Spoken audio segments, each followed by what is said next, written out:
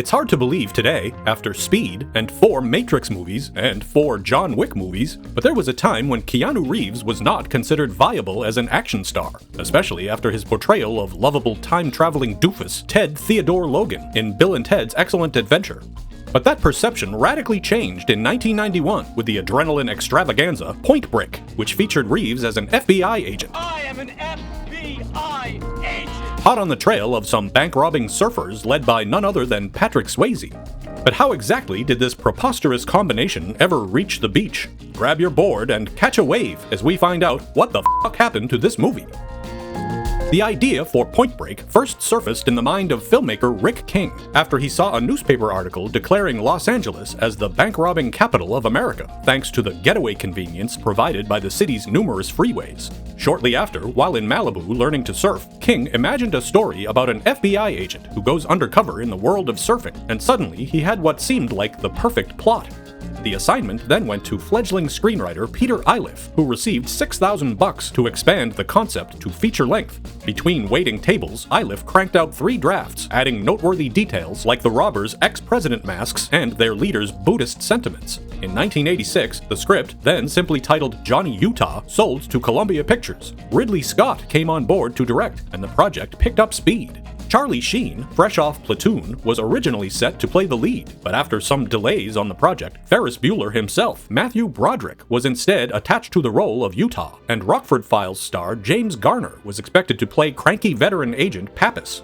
But then, wipeout. There was a major shakeup at the studio. Ridley Scott departed the project. Sets that had been built for months were deconstructed in a day. Surfing FBI agent Johnny Utah was suddenly adrift. The project was left treading water for years before it floated into the hands of noted ocean enthusiast James Cameron, who passed it along to his wife at the time, Kathryn Bigelow. Bigelow, who was influenced by filmmakers like Alfred Hitchcock and Sam Peckinpah, had established herself as a talented director with the stylish vampire horror movie Near Dark, and she was looking for a project to follow her Jamie Lee Curtis cop thriller Blue Steel. She envisioned the story as a wet western and was drawn to its unorthodox depiction of lawmen and criminals and how one could be seduced to cross the line. Cameron would executive produce the movie and, along with Bigelow, performed an uncredited rewrite to improve the pacing, turbocharge the action, and strengthen the female protagonist. Bigelow wanted impressive action, but also for audiences to be emotionally involved in the characters. The project would be the first for Larry Gordon's production company, Largo Entertainment, and the completed movie would be released by 20th Century Fox, the home of Cameron's Aliens and The Abyss. To play the lead role of eager but vulnerable football hero turned FBI agent Johnny Utah, the studio wanted a hot young actor like Val Kilmer, Johnny Depp, or Charlie Sheen again. But Bigelow was fixated on Keanu Reeves and was even so certain of his potential as an action star that she considered quitting the project if he wasn't cast. The producers were concerned with the choice, and even James Cameron later admitted he wasn't entirely convinced at the time. But ultimately, the director got her way, helping place the actor on a path to A-list action superstardom. Patrick Swayze, who was already on the A-list after the smash hit Dirty Dancing, said he was originally approached for the Utah role, but was only ever interested in playing Bodhi, the spiritual ringleader of the mask-wearing bandits. Swayze was attracted to the dynamic between the protagonist and antagonist, which he described as, quote, a love story between 2 men. I know it's hard for you, Johnny. I know you want me so bad it's like acid in your mouth. The movie would actually not be his first time sharing the screen with Keanu Reeves, who had made his feature debut on Swayze's hockey team in the 1986 sports drama Youngblood. The original script characterized Johnny's romantic interest as a stereotypical blonde California beach babe, which was also what the studio wanted.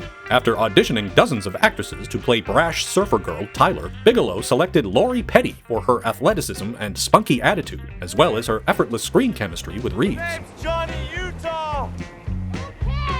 For Johnny's irascible older partner, Angelo Pappas, the eccentric agent with unconventional theories and a fondness for meatball sandwiches, Utah! Give me 2. the role would be played by Gary Busey, at perhaps his Gary Buseyest. I'm so hungry I could eat the ass end out of a dead rhino. I should have had you give me 3 of these things. The project was given a $24 million budget and would go before cameras in July of 1990 under the working title Riders on the Storm. But before Bigelow could call action, she needed her cast fully prepared for all that action. Reeves hit the gym to pack on muscle, learned firearm training with the LAPD, and worked on Johnny's moves with UCLA football quarterback coaches. Gary Busey described Reeves as a fresh piece of clay that Bigelow molded into an action hero. Reeves also spent time with the FBI, getting pointers on chasing bank robbers, although the actual FBI agent assigned to the Keanu case would later claim that none of his advice, quote, came within a million miles of the finished film. To get ready for the movie's critical surfing scenes, the three leads trained with self-proclaimed surf doctor of Hollywood, Dennis Jarvis, who had his work cut out for him. Swayze and Reeves had little or no experience, but Midwesterner Lori Petty had never even been in the ocean in her life. Despite his grace as a dancer, Swayze called the challenge of riding the waves, quote, a humbling experience, and endured some cracked ribs from the learning process to punctuate his point. Swayze had no misgivings about dropping out of a plane, and, seemingly sharing Bodhi's mindset, passionately embraced skydiving during production, and he convinced crew and cast members, even Gary Busey, to join him on his many weekend jumps. Of course, ultimately, the producers learned of the potentially dangerous extracurricular activities and pulled the ripcord on Swayze's fun, demanding that he stop skydiving recreationally, but with the concession that he would be able to personally perform a jump on film at the end of production.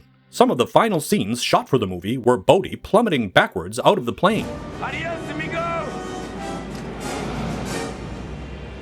And performing aerial acrobatics in freefall. Swayze was puzzled that he had to battle insurance companies about engaging in the statistically safe sport of skydiving, and yet they were apparently cool with the actor, quote, getting my brains pounded in by the biggest surf on the planet, which he claimed nearly ended his life on several occasions. As for the rest of the exhilarating skydiving scenes, they were performed by professional stuntmen and skydivers.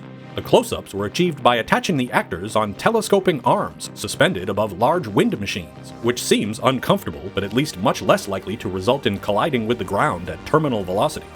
Bigelow also wanted her actors to perform as much of their own on-screen fights as possible, so stunt coordinator Glenn Wilder held weekend sessions to practice and choreograph the fisticuffs. When Red Hot Chili Peppers frontman Anthony Kiedis didn't show up, Wilder informed him that unless he participated, he would be getting knocked the f*** out by the first punch during the scuffle with Bodhi and Johnny, which prompted Kiedis to then faithfully attend all further training sessions.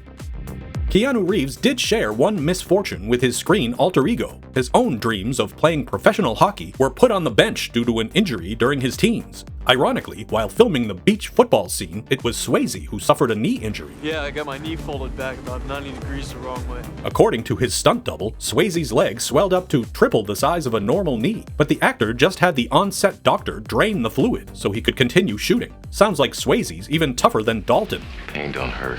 Swayze did get spared from the movie's memorable and frantic alley chase, an innovative sequence before the days of drones and GoPros. To capture the chaotic foot race at speed, Bigelow and cinematographer Donald Peterman developed the Pogo Cam, a gyro-stabilized snorkel lens camera on a long pole to get up close and personal in tight quarters. Reeves performed much of the punishing pursuit himself, but under that Ronald Reagan mask was actually stunt double Scott Wilder, as Swayze was otherwise occupied on a European promotional tour for that summer's hit movie Ghost.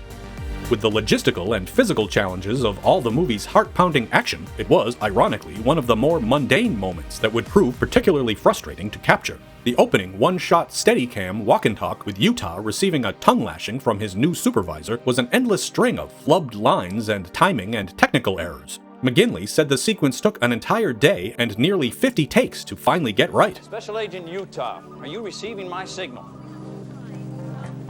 Zero distortion, sir. For the finale, when Johnny eventually catches up to fugitive Bodhi pondering the monstrous waves of Bells Beach, Australia, this was actually a reshoot done in Oregon, months after principal photography had wrapped. Reeves had grown out his hair for Bill and Ted's Bogus Journey, and Swayze had chopped his locks for City of God. But the styles conveniently suited the characters, as Utah had become a renegade in the agency, and Bodhi would have logically changed his appearance in hiding. The colossal killer wave itself was captured in Waimea Bay in Hawaii, and pro surfer Derek Dorner paddled out to perform Bodhi's final plunge. Dorner said it was the first time anyone had asked him to purposely wipe out, but at least he did end up receiving a Guinness World Record for the biggest wave ever body surfed. By all accounts, everyone involved had a blast making the film, and the cast and crew had nothing but praise for the meticulous and humanizing approach of director Kathryn Bigelow, who Reeves described as a female Utah in her motivation and strong will. Swayze noted that having a woman directing an action movie brought an intimacy and a deeper level of truth to what otherwise could have been standard macho material. 20th Century Fox released the R-rated movie, now sporting the surf-appropriate title Point Break, on July 12, 1991. The movie opened with $8.5 million to land in 4th place behind Boys in the Hood, the reissue of Disney's 101 Dalmatians, and, coincidentally, Bigelow's soon-to-be ex-husband James Cameron's blockbuster sequel, Terminator 2, which had opened the previous week. Despite getting drowned by critics at the time, Point Break stuck around theaters long enough to collect $43 million domestic and $83 million worldwide. As we know, from there, the movie's unique blend of drama, absurdity, and adrenaline addiction influenced countless action movies that followed, and had an enduring pop culture legacy, getting referenced in everything from Edgar Wright's Hot Fuzz to Marvel's The Avengers. No hard feelings, Point Break. You got a mean swing.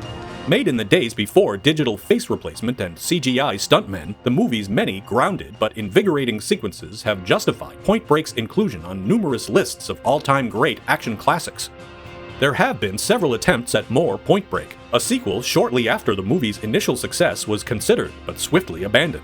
Another aborted attempt in 2008 with Speed director Jan de Bont would have featured a new hero chasing a group of ex-presidents' copycats. A 2015 remake with Edgar Ramirez and Luke Bracey was a critical wipeout and failed to thrill audiences. The movie has also been honored by the long-running stage show Point Break Live, which would cast a random audience member as Utah with his lines read from cue cards. Original screenwriter Peter Iliff also hasn't given up, recently conjuring an as-yet unproduced sequel following Johnny Utah's daughter, an undercover FBI agent trying to solve the mystery of her missing dad. Director Kathryn Bigelow continued mixing emotion and impactful action, and although she hit a few bumps on the road after Point Break, she would go on to win Oscars for The Hurt Locker and Zero Dark 30. Keanu Reeves, now at the height of his fame, has publicly declared that Point Break changed his life, as further evidenced by a diverse career that has spanned more than 3 decades since.